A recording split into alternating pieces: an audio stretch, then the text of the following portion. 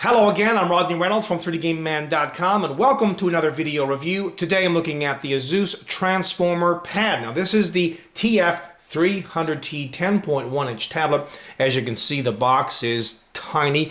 It has a couple of pictures of the product on it, but there's not much other information on the box about the product. The box comes in two parts and the top part comes right off. Note that they have foam in the top of this. I thought that was very cool. This protects the tablet. Also protecting the tablet is this plastic, and as well they identify here all of the major features of the tablet as well as the different buttons and ports. They include a user's manual, a cleaning cloth for the screen, and a power adapter. Now this power adapter comes in two parts. This is the part that goes into the outlet, and this is the cable. This end gets connected into the tablet, and this end into the power adapter. There's also a sticker here which you can easily remove. This just shows you some information about it. Now let me first go through the specifications on this tablet. This is an Android tablet 4.1 or Jelly Bean. It has a 10.1 inch LED backlit WXGA 1280 by 800 screen. This is an IPS panel, so it should be amazing when it comes to the visual quality. 10-finger multi-touch support. The CPU on this is also very impressive. It comes with a NVIDIA Tegra 3 quad-core CPU. I mean, that's unbelievable for a little teeny tiny tablet like this. Memory, 1 GB of DDR3. Storage, 16 or 32. It has Wi-Fi 802.11, can connect to B, G, or N at 2.4 gigahertz. Now, 2.4 gigahertz here is important because while 5 gigahertz, is the newest thing, 5 gigahertz will give you faster download speeds and upload speeds, but 2.4 gigahertz will give you that extended range that 5 gigahertz will not. It comes with Bluetooth version 3.0 Plus EDR, and there are a couple of cameras. The front-facing camera is really nothing special. It's a 1.2 megapixel camera. However, it should be fine for doing all kinds of video chat. The rear-facing camera, though, is more impressive, and it's an 8 megapixel camera with a 5-element lens. Also with this comes a stereo speaker, but the speaker is at the back, and while it is stereo, they have the two speakers for it in the same location, so you're really not going to get a whole lot of stereo separation. Comes with a quality mic and a bunch of sensors, a G sensor, light sensor, gyroscope, e-compass, and GPS. Now the reason why they call this a Transformer Pad is it transforms from a tablet into a notebook using their optional keyboard, and the keyboard is color matched to whatever color tablet that you get. It just mates here at the bottom. The main dock connection, though, is in the center. Now let's have a closer look at this tablet. The overall build quality, fit and finish on this, as well as the feel, is quite good. I mean, this is not up to Apple standards, but still, you're not going to pay the same price for this as you would an Apple product. But all things considered, it does feel quite nice. Also, the appearance on this is beautiful. At the back, you've got this textured feel to it. Looks good. It's plastic, though. Also, it does give you something to grab onto.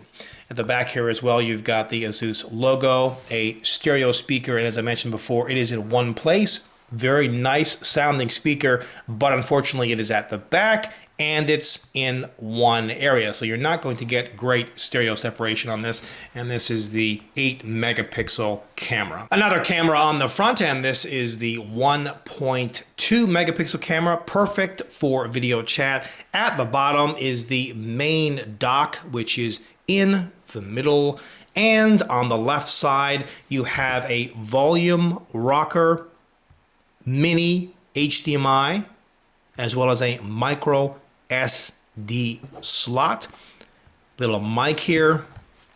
You've got another mic at the top, power button, top left. And on the right hand side, you've got the 3.5 millimeter audio jack. You could use this, for example, to connect a headset into, or if you wanted to, some external speakers. Now, after multiple attempts of turning this unit on, it will not. So it's either defective or the battery needs to be charged. So stay tuned. Thankfully, the unit is fine. It just needed to be charged a little bit more, and I suspect it was given a bit of a charge, but probably not enough for it to power on. As you can see, it's only at 9% right now.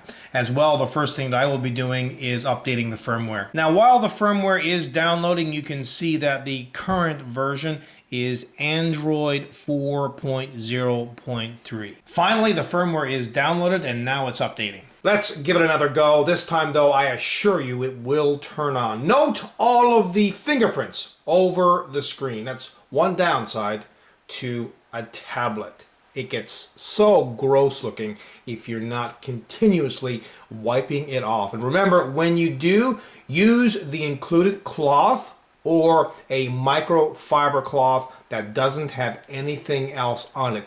Don't be using your microfiber cloth for cleaning up a table or something and you get some sand or grit in it and then you scratch the screen. Use a clean cloth when you're doing it. Okay, let me turn it on. We are almost there.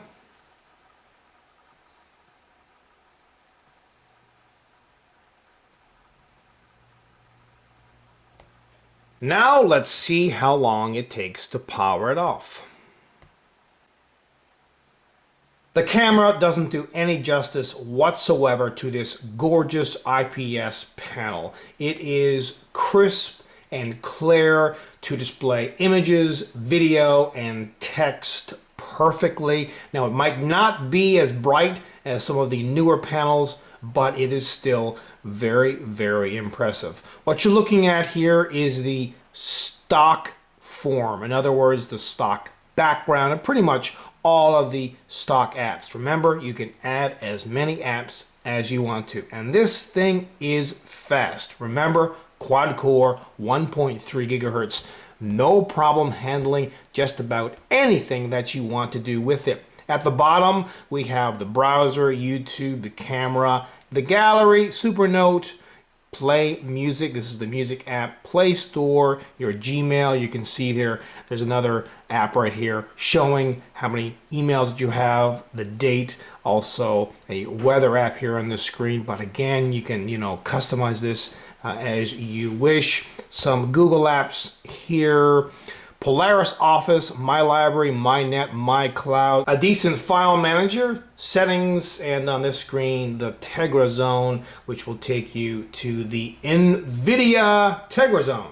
And basically on here, you'll have Tegra tweaked apps, or at least I would imagine. Now, there are 5 screens. 1, 2, 3, 4, 5, so you can put lots of apps here. Note, you can go back. This is the home, and also you can display what apps are running in the background. Now this is neat. Little area right here where the clock is, bottom right, you can bring up this quick settings. Really handy to have. Click on this, it'll bring you to settings. You can also choose between a power saving mode, a balanced mode, and a performance mode. Great if you are gaming. I'll put it back to a balanced mode. Here you can basically turn off or on the auto rotation screen, enable Wi-Fi or disable it, enable Bluetooth or disable it. You can also choose to have the screen brightness adjust itself automatically. It's pretty dark here, so that is why it is very dull right now. If I turn the light on, it should, you see that? It'll kick in, and it's pretty quick. Now, if you want to search for something, it doesn't matter if it's on the tablet or if it's on the web. It could be anywhere. What do? You click on the top left-hand microphone or Google up here. I'll show you what I mean by this. This will bring up a whole bunch of cards. They're pretty darn smart. The more you search, the more you use this, the smarter this gets. It makes all kinds of predictions. Click at the top right-hand corner to gain access to the apps and widgets. And this is pretty much stock. I've added a few things here, but you can get some idea what they do include. And again, you can download pretty much anything that you want. Now let me run a benchmark and see how fast this tablet is. And the quadrant result is 3,489. Now certainly this is not the fastest tablet on the planet. However, if you want to make it faster, root it and overclock it. So is this tablet worth your hard-earned money? Well, if you can get it at a super price, then yes. In that case, it has major bang for the buck. However, if you are paying full price for this product, not so much, because currently there are other tablets out there that do have a little bit better fit and finish, better panels, and other features as well. You might pay a little bit more for it, but still that would be, probably a better option than this. But like I said, get this on special and you've got yourself one sweet deal. I mean, it comes with a great panel. Everything is crisp and clear, from text all the way up to movies, and it's fast enough for just about anything. Also, the touch response on this is fantastic. Overall, this is a kick-ass product. Until next time, take care. I hope you enjoyed this video review, and please note that pricing for this product is available on the 3D Game Man video review page.